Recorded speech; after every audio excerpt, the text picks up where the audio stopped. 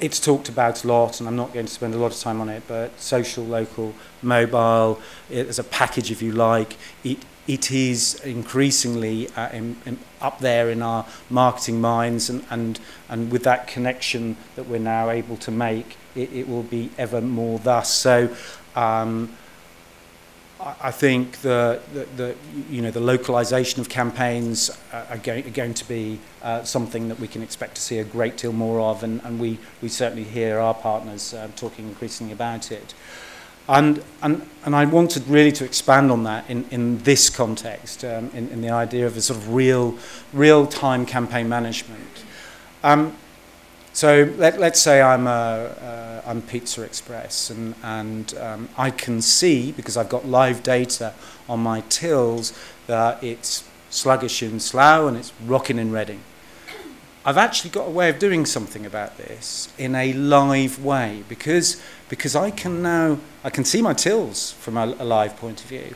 I can put campaigns out from a live and digital point of view in any number of channels and locally.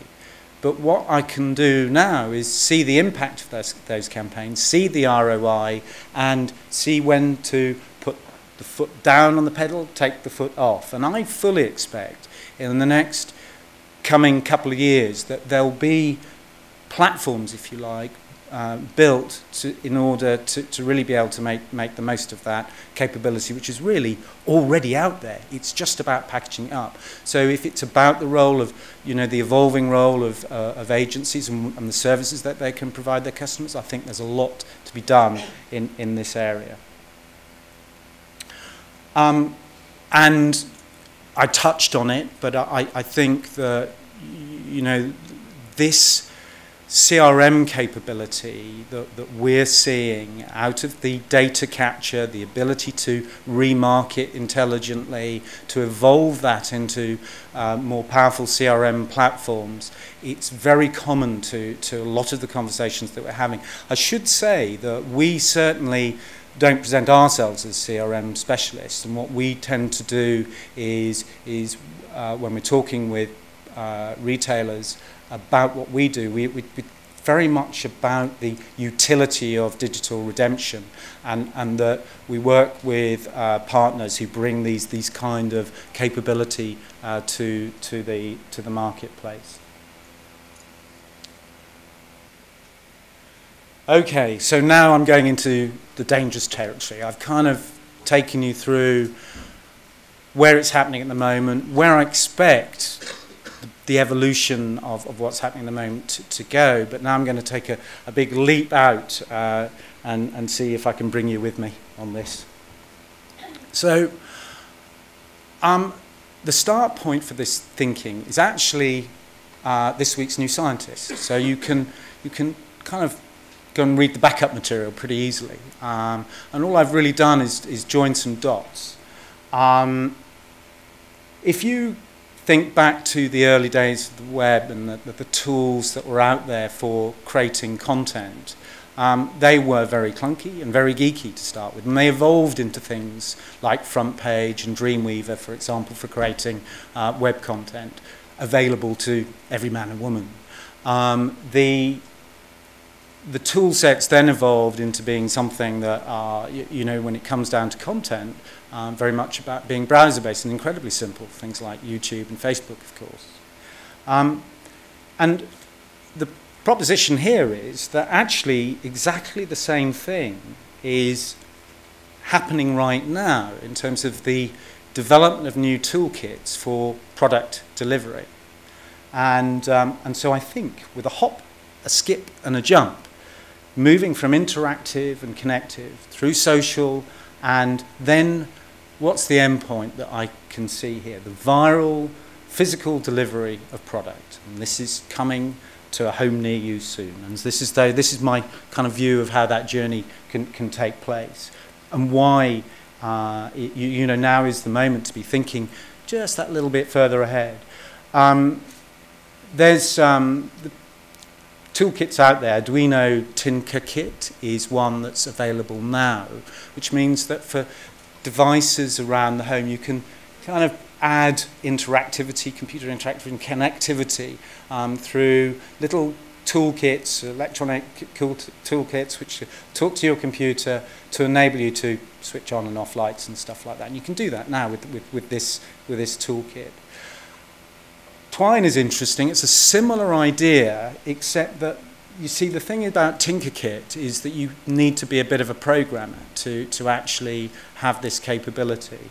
Twine, you don't. It's not launched yet. It's coming in June. $100 for each kit, which basically comes with a user interface which is, you know, easy for the likes of all of us, the non-techies in the room, to be able to use in order to start programming things around the home, getting them to do things. And I'll come on to some examples of this, but one of the indicators that this really is of the moment is that Twine were looking for some funding, and they were only looking for $35,000 through crowdfunding, and they actually raised 500k, and which is what's enabled them to launch with this incredibly funky stuff. So there's folk out there playing with this technology right now. It's just like the early days of the web.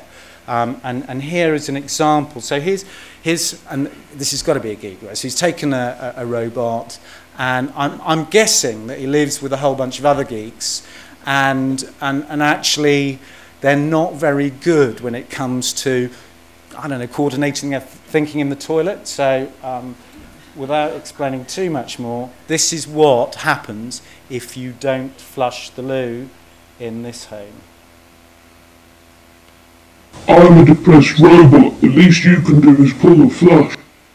So I'm a depressed robot. The least you can do is pull the flush. In fact, there's 2 or 3 different other variations of that message, and so yeah, no wonder that geeks end up in the land of toilet humour. But actually, we're beginning to get some indicators of sort of some other ideas. So actually a creative lady in Switzerland, in Geneva, took the same toolkit and started doing things like programming the hall lights to go off when they'd been on, and you know, and there was nobody about for a while, so I guess there was a motion sensor. So there's various different sensors you can use and plug in, and then to create an action from it.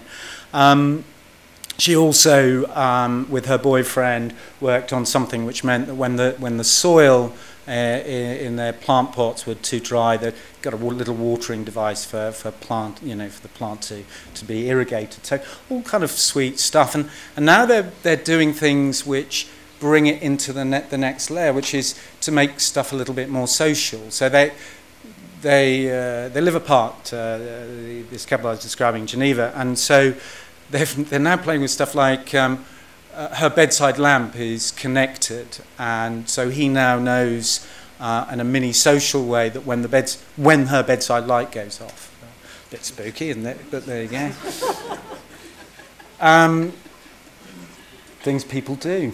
But I can see, actually, you know, here's a nice necklace that why not put a little chip in there that when she wears it, so the boyfriend gives her this gift, when she wears the necklace, why not a little text or a tweet or to say, oh yeah, she's now wearing the necklace. That's quite sweet, isn't it? But actually could go fully social, could be a Facebook message that you want to post out there, right? But there's one other thing, and this is kind of it. If this is the skip, this is the social bit, right? The hop is the necklace that I'm showing here was actually created using a 3D printer. Okay, so now you can think what that might mean.